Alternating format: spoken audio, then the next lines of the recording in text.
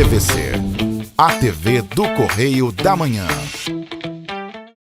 Olá, boa tarde, direto dos estúdios da TV Correio da Manhã em Petrópolis, começa agora o Correio Petropolitano Debate deste sábado. Eu sou o Hugo Petersen e começamos agora a edição deste dia 21 de março. E como de costume, o programa de sábado vai focar apenas nas entrevistas que aconteceram recentemente aqui no debate. Na edição de hoje, o diálogo vai ter o objetivo de destacar a cooperativa Sicoob, de reforçar a importância da literatura e de valorizar o jiu-jitsu petropolitano.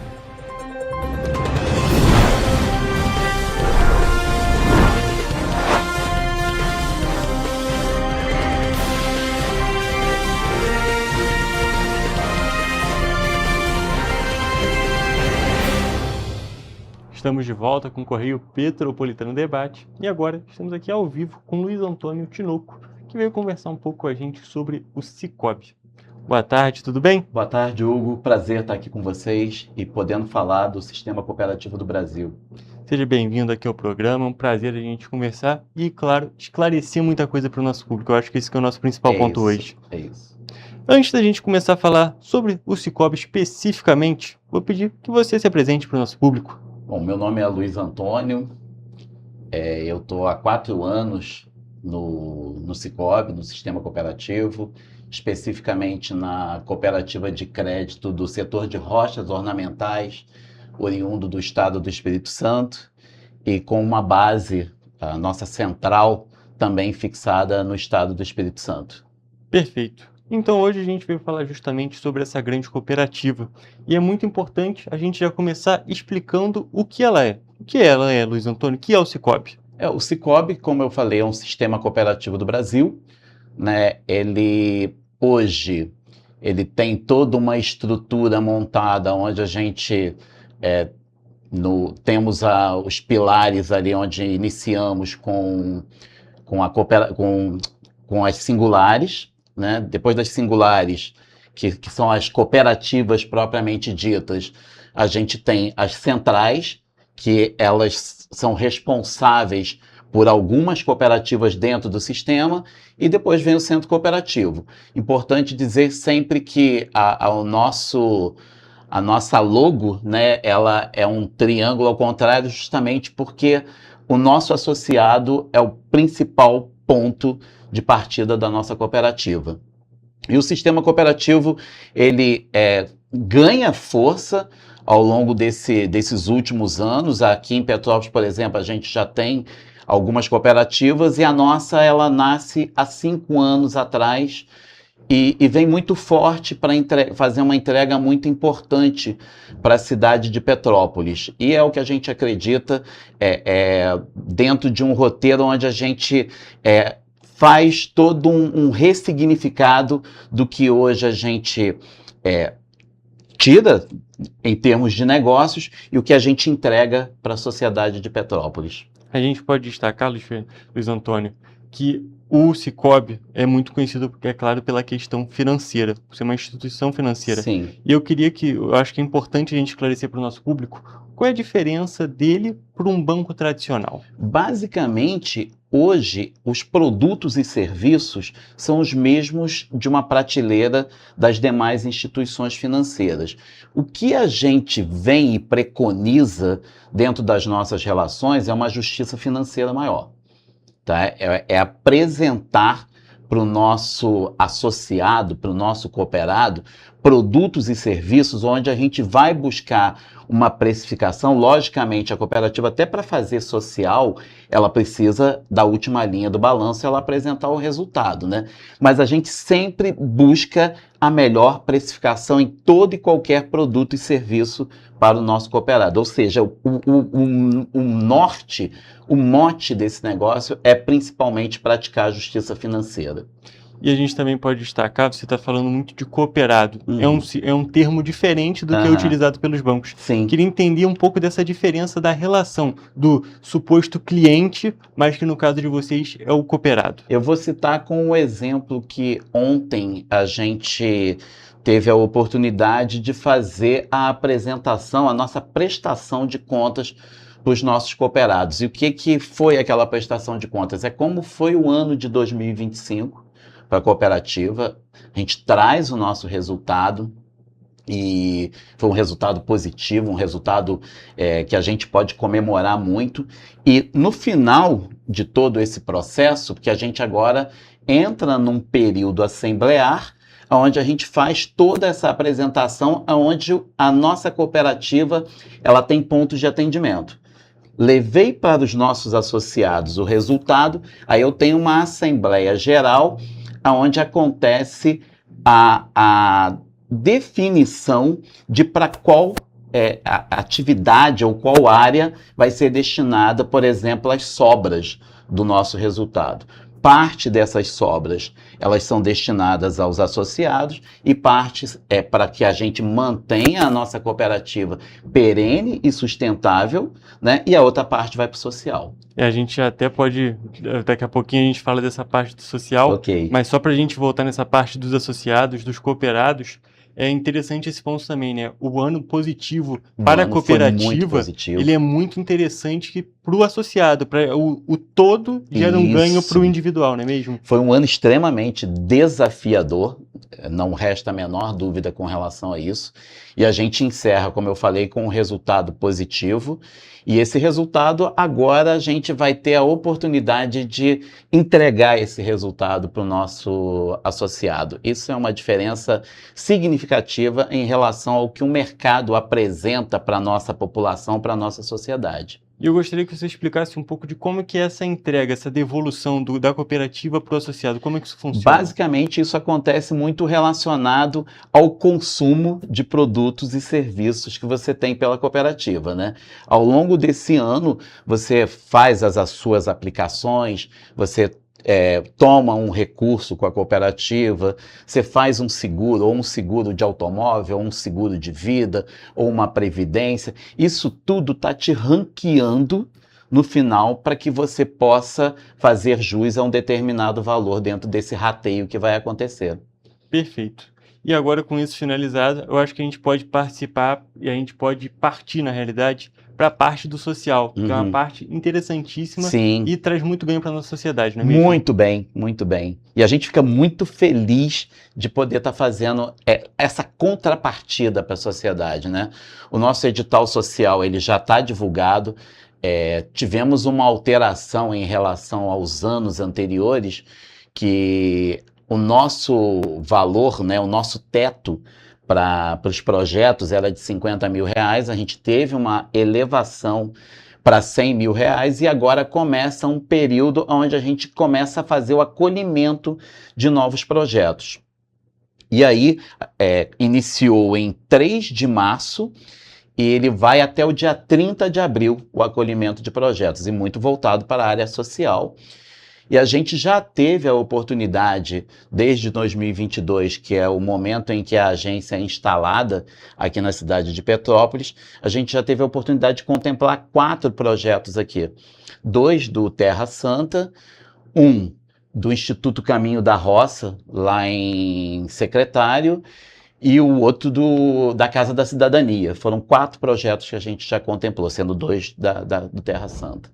E então agora... a felicidade é muito grande, a gente está ali, tá podendo fazer essas entregas para a comunidade, é realmente um momento ímpar para a gente.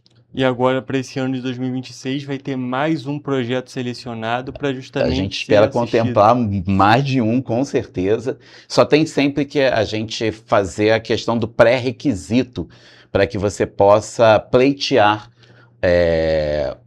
um projeto na cooperativa, né?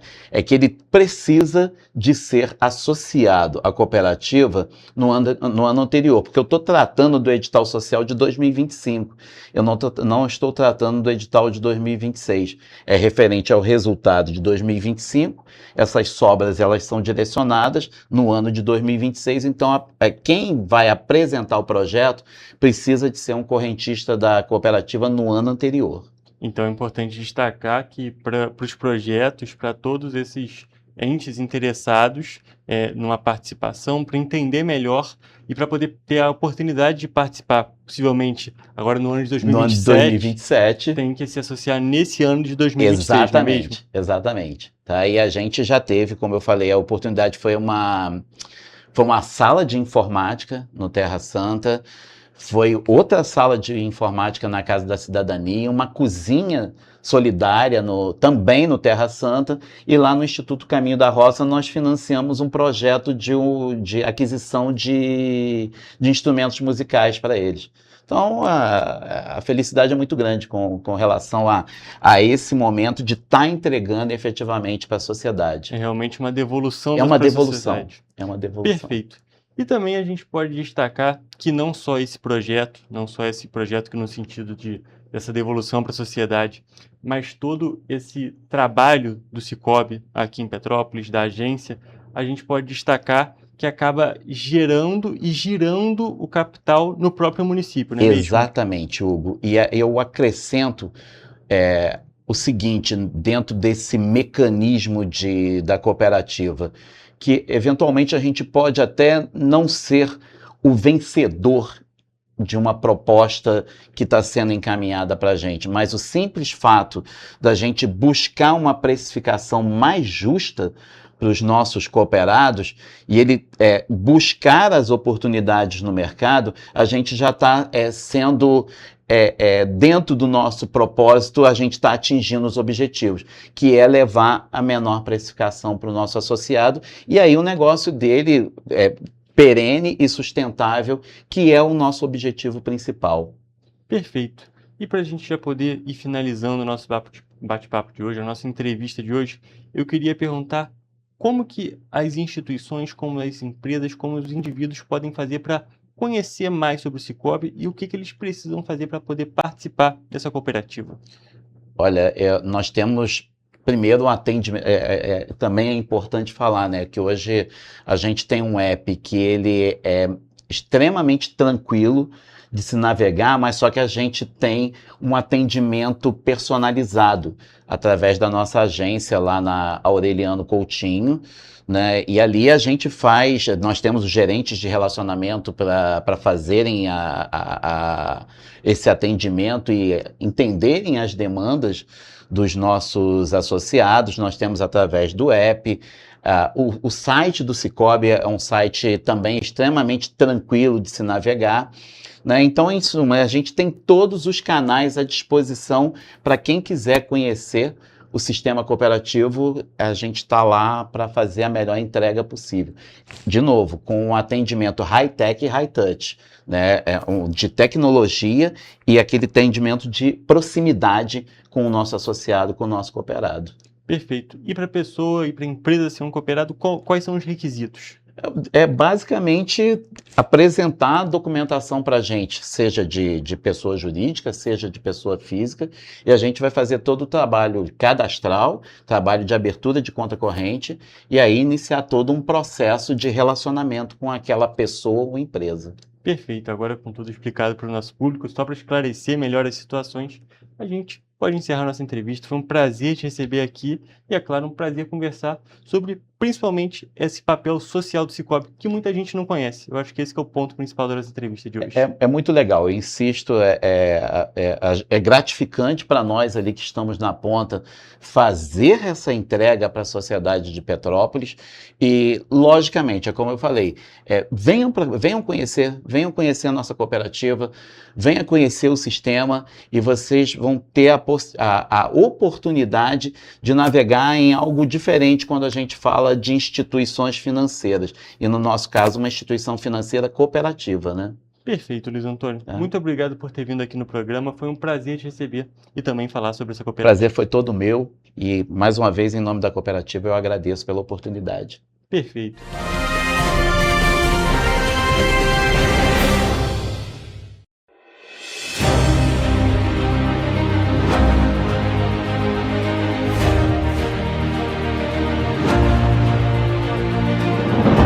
Não é jornalismo de direita, é jornalismo direito.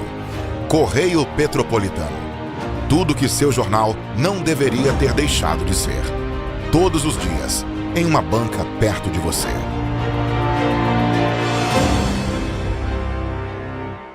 Esse aí sou eu, há 18 meses estudando inglês.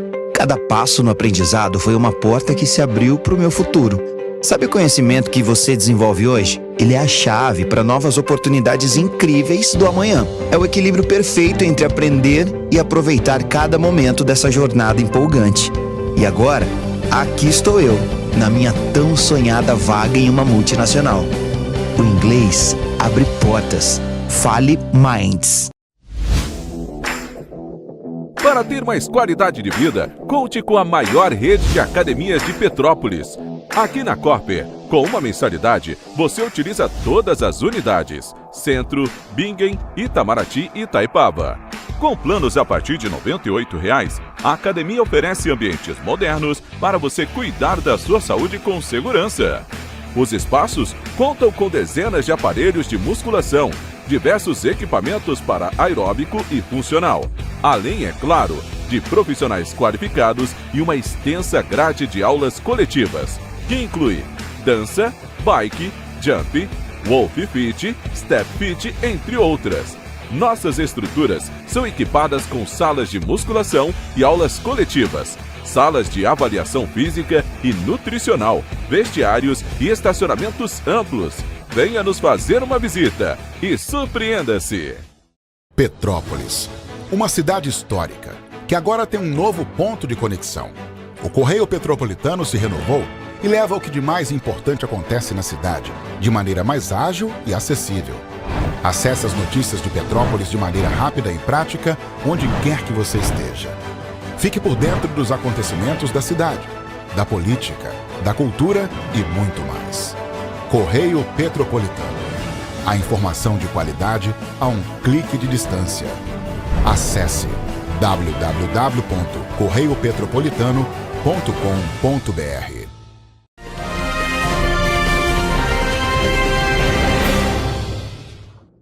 Estamos de volta com o Correio Petropolitano Debate e agora estou aqui ao vivo com a Rosina Bezerra, que veio conversar um pouco com a gente sobre a questão de artigos. Artigos sobre livros, um tópico bem diferente pelo jeito que a gente já começou a adiantar aqui. Boa tarde, Rosina, tudo bem? Bem, graças a Deus, Hugo, muito obrigada pelo convite. É um prazer estar aqui e poder falar sobre leitura, literatura, que é a minha área de conhecimento junto com língua portuguesa. Sempre um prazer te receber aqui no Correio Petropolitano Debate. Na TV Correio da Manhã você está sempre, né, com Rosina de A a Z, mas hoje a gente veio falar de um jeito um pouquinho diferente. Mas eu acho que, mesmo você já sendo uma figurinha carimbada, vamos dizer assim, na nossa programação, acho importante também que você se apresente para o nosso público mais uma vez. Então, gente, eu sou professora de língua portuguesa, redação e literatura, professora doutora. Então, já fiz pós, mestrado, doutorado, e sempre aprofundando o meu estudo, principalmente na área da literatura. O que isso quer dizer? Todos os escritos, formas de escritas, de apresentação, de como você vai redigir e passar um texto. Né? Não só o texto falado, mas o texto escrito. Perfeito, Rosina. Como eu já adiantei, a gente já falou no iniciozinho, hoje a gente veio falar sobre a questão dos artigos. A gente estava até conversando um pouquinho antes de entrar aqui ao vivo, que é justamente a questão dos artigos relacionados à leitura. Porque existem várias maneiras de se ler um livro, não é mesmo? Sim, às vezes, eu acho que quando a gente é mais novo até faz isso. Eu li toda a obra da Agatha Christie, porque eu achava o máximo aquele suspense que ela constrói. Mas se você me pedir para falar de um livro específico dela, eu não consigo, porque eu fui consumindo. É o que a gente chama de leitor passivo. Você vai consumindo, consumindo, consumindo e não faz uma reflexão sobre o que leu. Então, esse é um tipo de leitor, que tem a fase e tem literatura que a gente acaba fazendo isso mesmo. É igual ler gibi, né? Você lê para esvaziar a cabeça e se distrair. Mas o leitor crítico, é aquele leitor ativo, é aquele que vai conversar com o que ele está lendo. O autor, mesmo na ficção, criou uma cena, uma imagem, uma situação, um problema, e você vai dialogar com aquilo, refletindo, nossa, isso eu já vi acontecer tantas vezes na vida real, ou como Raquel de Queiroz, que faz, às vezes, uma crítica política da época dela, não da época de hoje, nossa, isso aqui está se repetindo. Então, esse tipo de leitor é que eu procuro trazer para o meu artigo, porque eu sempre busco fazer essa ponte entre o que foi lido e o que nós estamos vivendo. Eu não aponto o dedo para nada, mas eu tento chamar a atenção para alguns aspectos, que eu acho que é o que mais me dá prazer na escrita do artigo. O espaço é pequeno, mas não estou reclamando, estou dizendo eu tenho que falar de uma forma muito resumida, mas eu preciso acentuar. Vou dar um exemplo. Quando eu falei de 1984, uma obra de George Orwell, um escritor britânico, e ele já, em 48, ele estava fazendo uma crítica ao marxismo stalinista da União Soviética. Mas ele vai pontuando na obra coisas que nós estamos vivenciando hoje, 2026. A obra é de 1948. Ele fala de coisas que nós estamos vivenciando em 2026. Não estou falando Brasil, estou falando mundo. Tá? Mundo engloba todo mundo. Na Revolução dos Bichos, que é de 32, tem até o filme da Disney, também a gente vê nações vivendo aquilo que está na Revolução dos Bichos, e também foi a mesma crítica. E aí você vai falar, mas ele devia ser um conservador. Não, ele se entranhou nessa Revolução Russa, ele tinha pleno conhecimento de dentro do que era a Revolução comunista, o que formou a União Soviética, que é a Revolução Bolchevique, que formou a União Soviética, e depois ele conheceu pessoalmente as ideias de Stalin. Ele faz a crítica porque ele viu que ultrapassava limites do controle social, entendeu? Então, a gente tem que olhar a leitura com essa capacidade de dialogar. Eu não aponto o dedo para ninguém específico, porque quem sou eu para julgar alguém, ou julgar alguma época, ou julgar alguma coisa? Mas eu tenho que estar atenta para a repetição, porque o ser humano ele só aprende com a repetição desde pequenininho, né? Quem é mãe ou pai sabe que a criança, para aprender e internalizar alguma aprendizagem, ela precisa da repetição.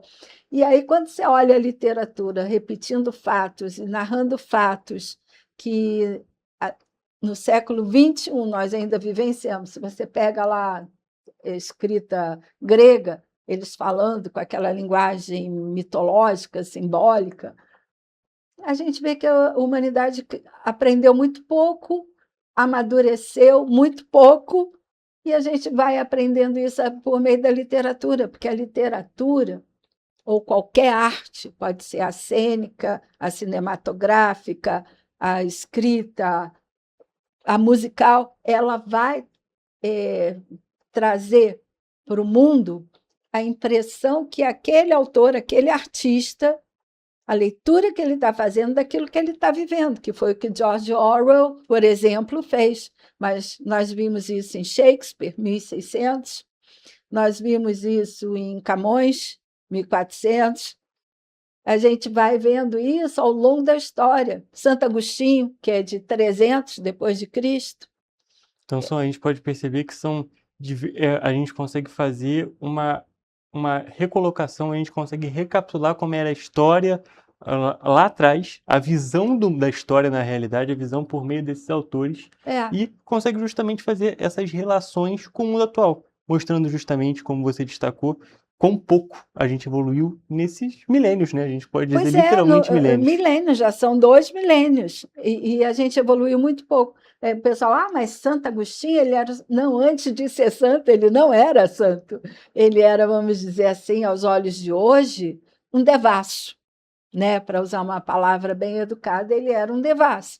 E quando ele escreve Confissões, é uma viagem de autoconhecimento. Ele se autoconhecendo e entendendo aquilo que ele estava fazendo. E isso foi uma das coisas que provocou conversão nele. E a gente vai conhecendo as fraquezas humanas, característica do ser humano.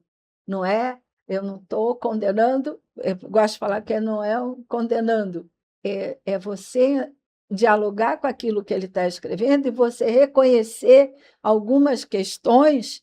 Nossa, eu poderia ter feito isso, é uma coisa que é uma fraqueza do ser humano. Então, você passa a se autoconhecer também. Então, é uma viagem. Esse artigo do Santo Agostinho foi Tarde Te Amei, que ele descobriu Deus.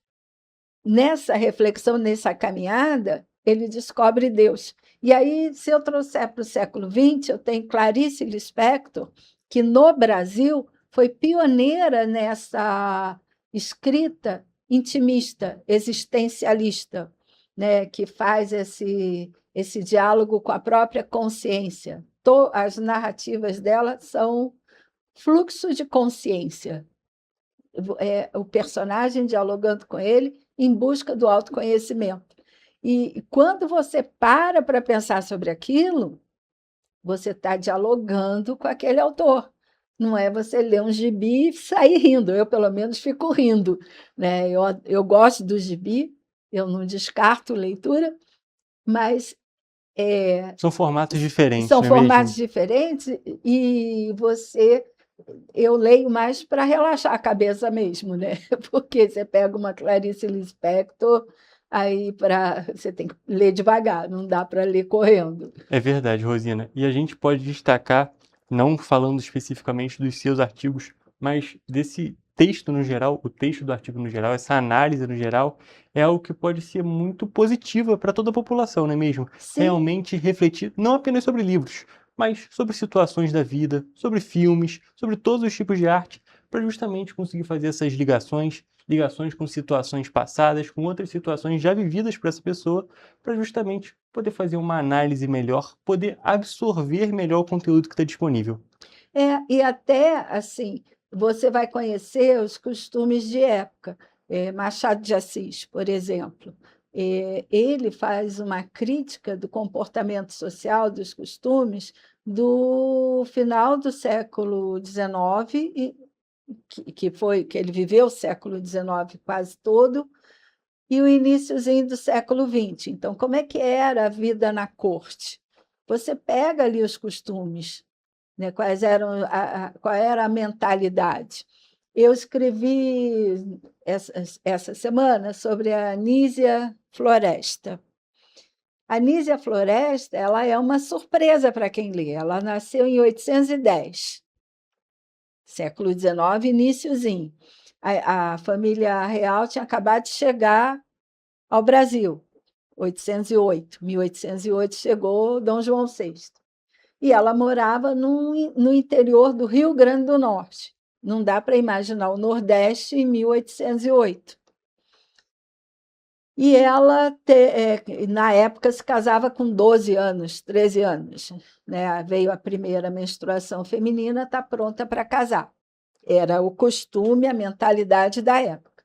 Ela casou. O que ela não suportou? Com 12 anos, em poucos meses fugiu da casa do marido, voltou para a casa dos pais, abandonou o marido. Só que ela teve a acolhida do pai, que não era comum. Um pai renegava a filha que fizesse isso. E o pai acolheu. Então, olha só, você vê o costume, o confronto e a atitude paterna chocando uma sociedade. Foi um escândalo. E você vai pensar, mas por que o pai não obrigou ela a ficar com o marido, alguma coisa? Não, ele só foi pai. Eu não estou julgando ele, só foi pai, ele acolheu a filha. Não era costume a mulher estudar nessa época. Quando ela fez 7 anos, ele a matriculou numa escola de um convento carmelita. E ele disse a ela, Não fica só na sala de aula. Vá para a biblioteca e leia tudo que você puder ler, investigue tudo. Então, ela adquiriu um conhecimento e uma cultura que mulher da época dela não teria. O que ela fez? Começou a lutar pelos direitos da mulher, para mudar esse costume de impor à mulher, ela só serve para casar, só pode ser dona de casa. E lutou pela educação formal feminina equivalente à do masculino. Olha só, em 1820 ela já estava lutando por isso, 20, ela já estava lutando por isso. É uma surpresa. Foi a primeira, vamos dizer assim, feminista brasileira, lutando pela igualdade de direitos, de voto e de estudo. Ela montou uma escola para mulheres, porque não existia escola para mulheres, montou uma no Rio de Janeiro. Foi massacrada, todo mundo condenou, porque ela dava formação para as mulheres, além da linguagem, do português e da matemática. Porque a mulher na escola tinha que aprender a costurar, a cozinhar, era uma educação doméstica. E ler e fazer conta. Ela ensinava história, geografia, artes, era formação humanística, igual a que os meninos recebiam. É algo realmente muito diferente, principalmente para aquele momento ali, foi um momento disruptivo, um movimento disruptivo e que ajudou a mudar a história. E é um ponto muito importante a gente destacar, justamente nesse mês das mulheres, figuras, pessoas como essas que realmente ajudaram a mudar a história do mundo, ajudaram a conquistar mais direitos para mulheres e são realmente figuras muito relevantes para a nossa história e que precisam continuar sendo destacadas. E, é claro, a literatura é um meio, é uma forma de conhecer mais sobre essas histórias, mais sobre essas situações e também conhecer a nossa história. Conhecer porque, justamente conhecendo que a gente aprende a muitas das vezes não repetir erros e também fazer mais acertos. Tem uma frase que eu não sei quem é o autor, que diz que quando você não conhece a própria história, você vai repetir os erros do passado, fazer exatamente o que você falou. A Nísia, ela foi buscar essa questão da noção, perceber a noção junto com o pai, porque o pai era advogado, era um homem instruído, mas ela leu uma francesa de 1750, antes da Revolução Francesa, e uma escritora, se não me engano, britânica, que escreveu sobre o direito das mulheres em 1792, bem antes dela. E ela traduziu a obra do francês para o português, que ela estudou francês e tinha o conhecimento da cultura.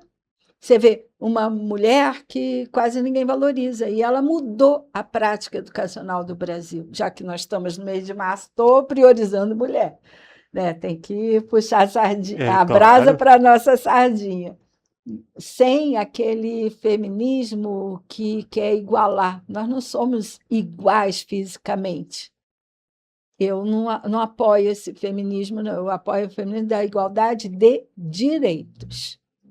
Perfeito. Agora, o meu corpo é um, o seu corpo é outro, biologicamente, na natureza. Então, isso a gente tem que respeitar. É verdade, Rosina. A gente poderia continuar conversando, falando sobre literatura, falando sobre artigos, falando sobre essas grandes mulheres da nossa história, mas infelizmente o nosso tempo já acabou. Foi um prazer te receber aqui no programa. Hugo, muito obrigada e espero que eu tenha correspondido às expectativas. Sem a menor dúvida. E é claro, se vocês quiserem continuar acompanhando a Rosina, só ficar de olho no Rosina de A a Z e também nos artigos dela.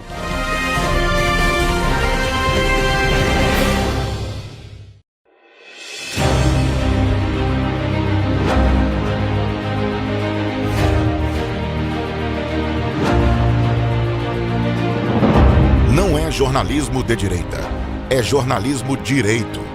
Correio Petropolitano. Tudo que seu jornal não deveria ter deixado de ser. Todos os dias, em uma banca perto de você.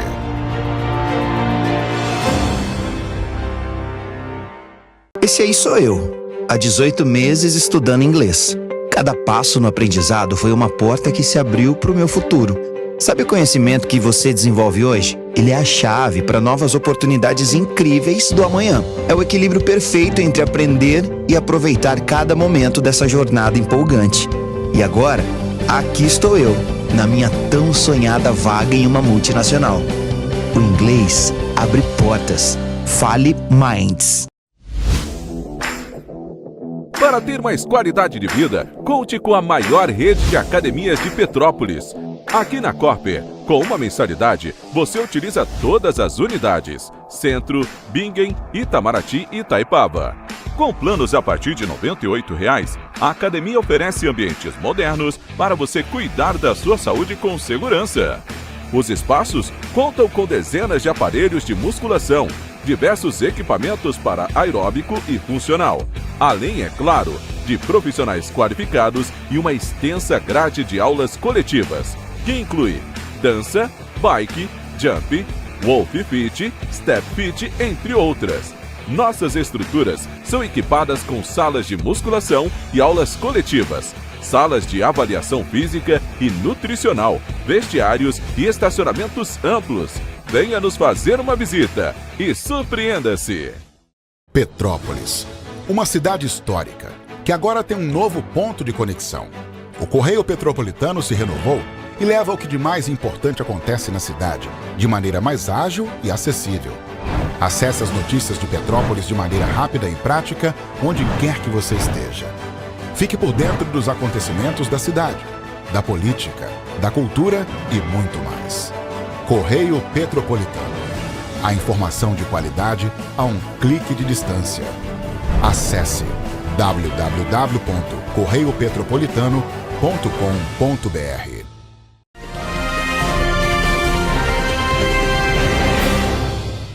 Estamos de volta com o Correio Petropolitano Debate e estamos aqui ao vivo com o Roberto Polonini, que veio conversar com a gente um pouco sobre o mundo do Taekwondo e também diversas coisas relacionadas a essa arte marcial, inclusive que trouxe premiação recente.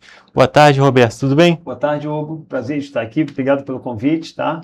Seja bem-vindo aqui, é um prazer te receber, um prazer falar sobre esporte, sobre artes marciais, tópicos que a gente precisa sempre destacar. E antes da gente começar a, de fato, falar sobre as artes marciais, queria que você falasse um pouco de você, se apresentasse para o nosso público. Bem, sou o mestre Polonini, né? Porque algumas pessoas conhecem pelo nome Roberto Polonini, mas sou o mestre Polonini, faixa preta, ser estudante de Taekwondo, tá? Profissional de educação física também, e já tenho uma carreira aí, são 42 anos dentro do Taekwondo. É uma modalidade olímpica, mas lembrando que é uma arte marcial, que acima de tudo a gente começa na arte marcial, e aí depois você tem o prazer, né, da parte competitiva, você entra para esse meio, tem que entender do regulamento, entender como funciona, e aí você se encaminha também, mas sem largar a parte marcial, que é de onde a gente vem, a nossa raiz. Eu acho que é até interessante a gente começar a nossa entrevista justamente explicando um pouco melhor dessas vertentes do Taekwondo, que a gente, é claro, tem a parte que é mais conhecida, a parte da arte marcial, que é a parte mais falada, mas que também existem outras vertentes que quando você vai entrando nesse mundo, vão se apresentando para você, não é mesmo? Certo. Como eu falei, a arte marcial, eu dou sempre um exemplo, você entra numa academia ou numa escola de Taekwondo, você vai começar, vai traçar os seus objetivos, que normalmente eu faço uma anamnese com o aluno, para ver o que ele busca. Qual é a arte marcial?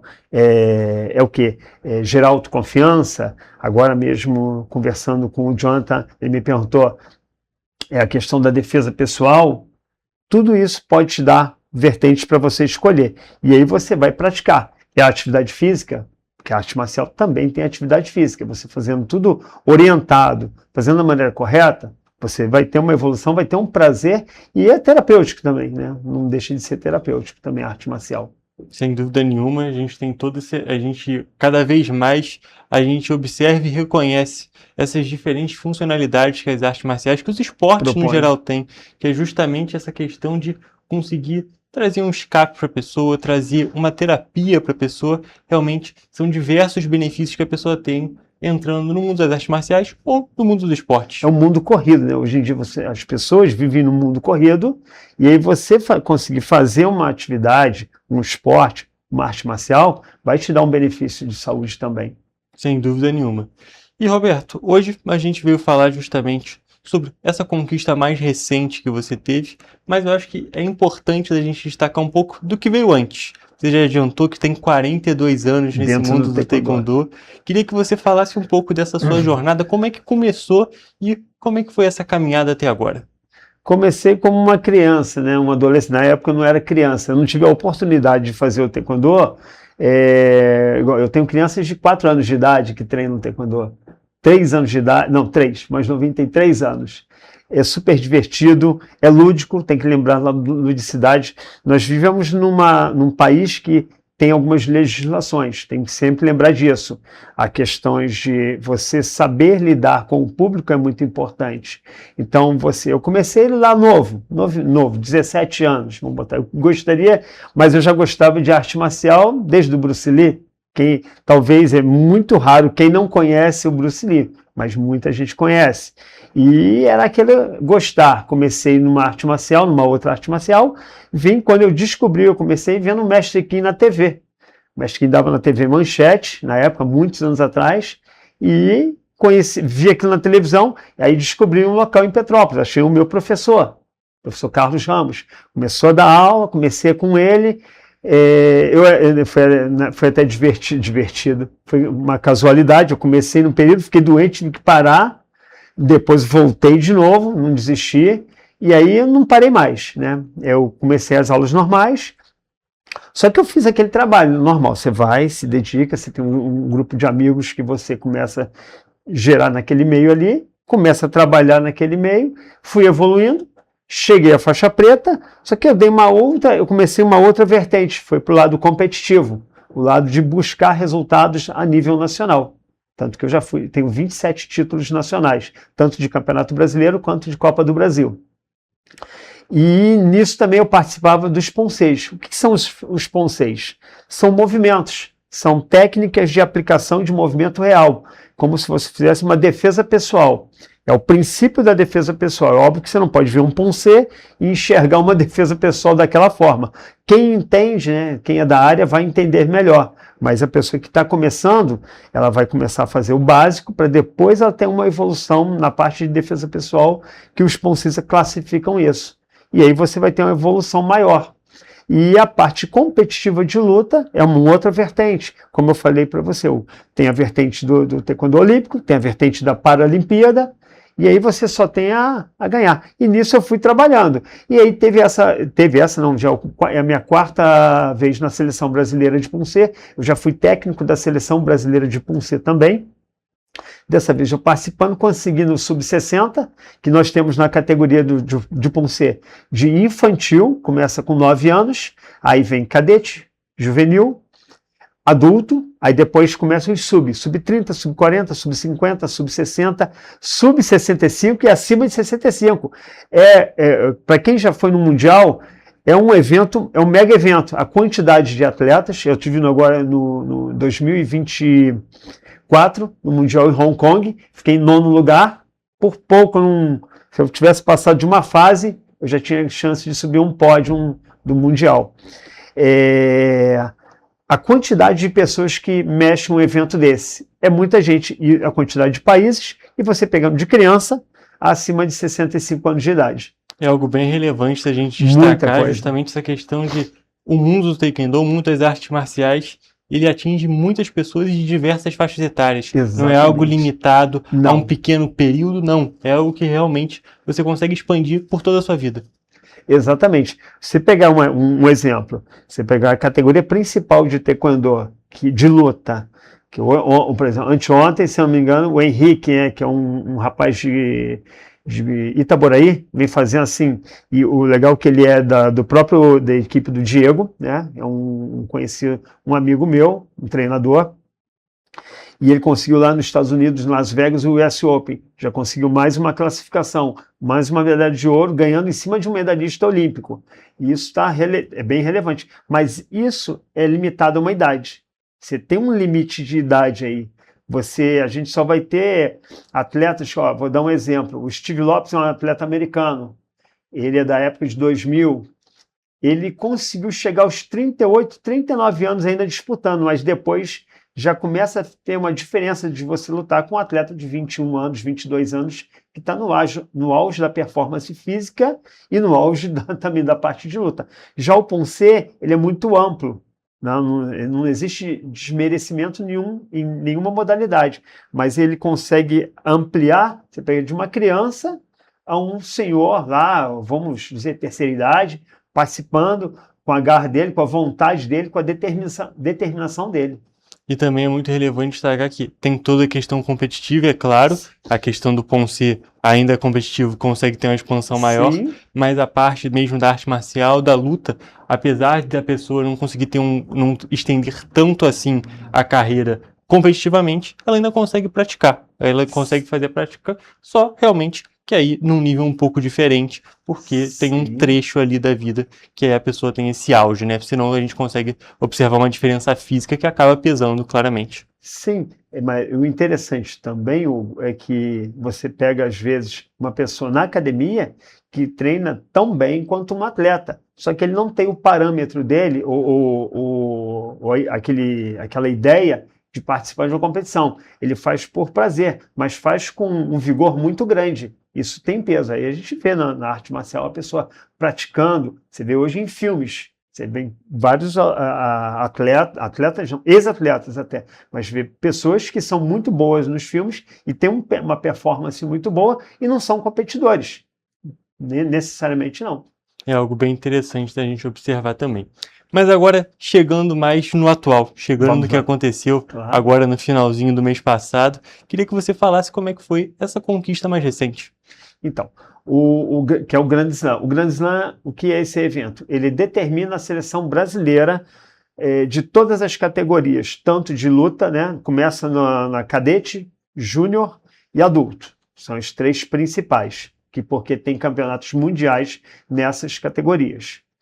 E aí você tem os campeonatos mundiais de Ponce, que são todas aquelas categorias que eu falei. E aí a gente fecha ali.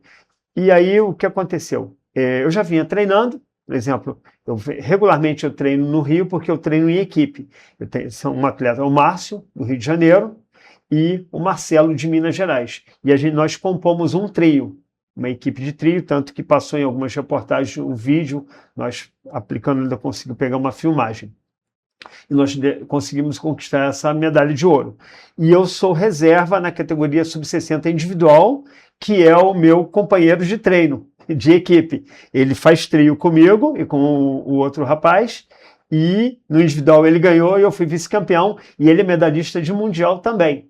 Ou seja, eu vejo que eu estou num nível bem elevado, assim. Estou competindo, não vou dizer que está pareando com ele, não existe uma diferença, porque é nota. Vamos lembrar que o Ponce você ganha por nota. Tem as partes, são 7 árbitros, são 4 na frente, 3 atrás, descarta-se a maior e a menor nota e você tem a nota final. Só que são os dois fazendo ao mesmo tempo, simultaneamente.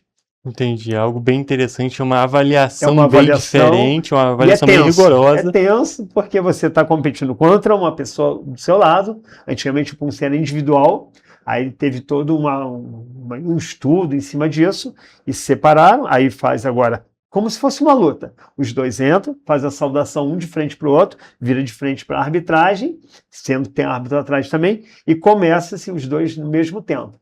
Então ficou uma disputa direta, mas de uma maneira indireta, é algo bem interessante e bem diferente, né? Bem Algo que é diferente. muito difícil da gente observar em outra categoria. A ideia do taekwondo é que o público ele se interesse em assistir, que ele curta assistir aquilo, que ele comece a entender como funciona aquilo ali, porque fica muito, às vezes, desinteressante você assistir uma coisa que você não consegue entender nada. E já fica muito mais interessante eu começar a entender, opa, tá tendo uma disputa aqui, por que esse ganhou, como funciona. Tá? Que assim vai despertando o interesse do público e trazendo mais pessoas. E como você mesmo disse, antes da gente entrar aqui ao vivo, o interesse pelo taekwondo tem crescido muito recentemente, não é mesmo? Muita coisa. É uma modalidade, como eu falei, olímpica, é uma modalidade, é uma arte. Lembra, não devemos esquecer que você começa com uma arte marcial. Que você pode ter a escolha é partir para o lado competitivo. Porém, não abandonar a parte marcial. que isso acontece, é muito relevante, acontecer atletas que só participam da parte de luta e depois deixam a arte marcial. Ou seja, será que era isso mesmo que você queria desde o início? Porque você tem que lembrar de onde você veio, a raiz, a parte de a base onde foi feita. E aí você vai continuar depois, até porque tem um prazo, né? Na parte de luta tem um prazo. Na parte de Poncê você não tem prazo. Qualquer pessoa consegue participar, consegue treinar, qualquer pessoa mesmo. Eu lembro há muitos anos atrás na academia que tinha um rapaz que não tinha uma das pernas e ele conseguia fazer taekwondo junto com todo mundo. Era incrível e não tinha nenhuma adaptação. Hoje nós temos várias adaptações, vários recursos e ele na época só tinha a muleta para encaixar a perna e era incrível o trabalho que era feito, a forma, e aí dependia o quê? Dele, da determinação dele. O professor fazia a parte dele e o aluno fazia a parte dele, que era o esforço. Perfeito, Roberto. A gente poderia continuar conversando aqui, mas o nosso tempo já está acabando. Só para finalizar, eu queria que você dissesse como que você enxerga a importância do Taekwondo para você, que também, é claro, para toda a nossa sociedade que pode se interessar por essa arte marcial. Então, o Taekwondo, eu falo, é tudo para mim. Desde que eu me conheço, desde que adolescente, sempre gostei de artes marciais, mas ele me dá parâmetro para tudo. Na vida, no dia a dia da vida é uma luta. A nossa vida é uma luta. A nossa vida é você trabalhar, conquistar alguma coisa, conquistar um bem, você ter uma performance de alguma forma, não precisa ser necessariamente uma performance física, mas uma performance de conquista, de ter uma evolução. A ideia é evoluir. E a arte marcial propõe isso. Você evoluir, você crescer interiormente. E não é necessariamente fisicamente só. É a parte interior, agradar a você mesmo. E você se sentir realizado, que é muito mais importante que tudo. Você deitar a cabeça depois de um travesseiro e saber, eu estou feliz, eu estou realizado, porque é o que eu quero, é o que eu busco. E eu espero que as pessoas, vendo entrevistas, vendo atletas, vendo pessoas que praticam, ter a continuidade no interesse. Hoje nós temos na Secretaria de Esporte mesmo, tem um aluno meu que dá aula só para um pessoal com uma idade acima de 50 anos, para mostrar que todo mundo tem condições de praticar a arte marcial. Perfeito, mestre Paulinini. Muito obrigado pela sua presença aqui no programa. Foi um prazer te receber e, é claro, um prazer falar sobre essa arte marcial que existe há tanto tempo e vem ganhando cada vez mais destaque. Obrigado pelo convite. Sempre que quiser pode convidar, as portas estão abertas também. E se quiser conhecer a academia também, quiser fazer você mesmo, como pessoa, está aberto lá para todos vocês lá. Obrigado, tá? Perfeito. Muito obrigado pela sua presença mais uma vez. E, gente, com essas informações, nós encerramos a nossa entrevista de hoje e também a edição do Correio Petropolitano Debate. Até a próxima.